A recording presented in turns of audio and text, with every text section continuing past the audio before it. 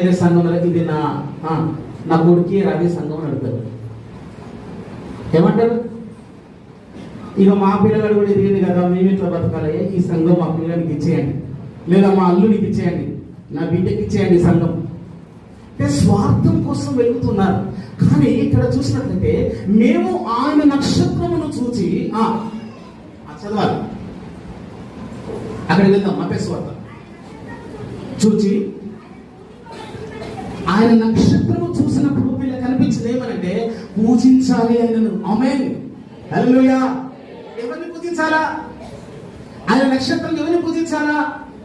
నక్షత్రాన్ని చూస్తున్నారు, కానీ ఎవరిని పూజిస్తున్నారు?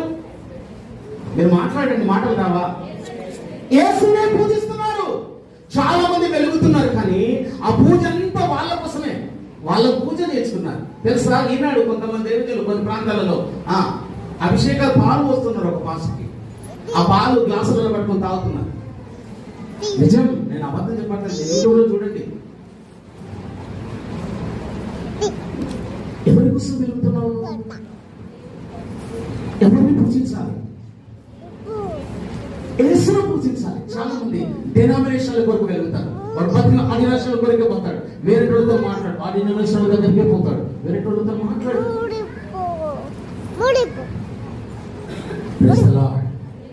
నువ్వు డినామినేషన్ల కొరకు వెలగకు, మనుషుల కొరకు వెలగకు, క్రీస్తు కొరకు వెలిగి నీ దగ్గర ఉన్న ఆత్మలను క్రీస్తు దగ్గరికి నడిపించు.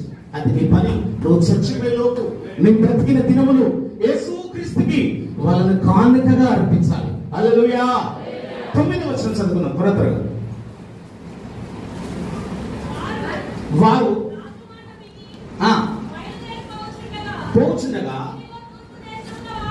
తూర్పు దేశమున వారు చూచిన నక్షత్రము, ఈ నక్షత్రం ఏం చేస్తుంది? వారికి ముందుగా నడుస్తున్న వాక్యంలో రాయబడి చోటికి వచ్చి ఎక్కడి వరకు నిలిచింది? ఎక్కడ తీసుకెళ్తుంది నక్షత్రం? ఎక్కడ తీసుకెళ్తుంది? యేసు దగ్గరికి తీసుకెళ్తుంది తన వెలుగుతో. హల్లెలూయా. వాళ్ళు ఆ నక్షత్రం ఎటు వెలుగుతూ ఉంటే వీళ్ళ చీకట్లో వెళ్తున్నారు. ఎక్కడ తీసుకెళ్తే తీరా ప్రభు దగ్గర తీసుకొచ్చి అక్కడ ఆగిపోయింది నక్షత్రం. Praise the lord. ఎటువైపు తీసుకెళ్ళాలి? యేసు వైపు నువ్వు నడిపించబడాలి. అనేకులు నువ్వు వెలుగుతో నువ్వు వెలగాలి. అనేకులు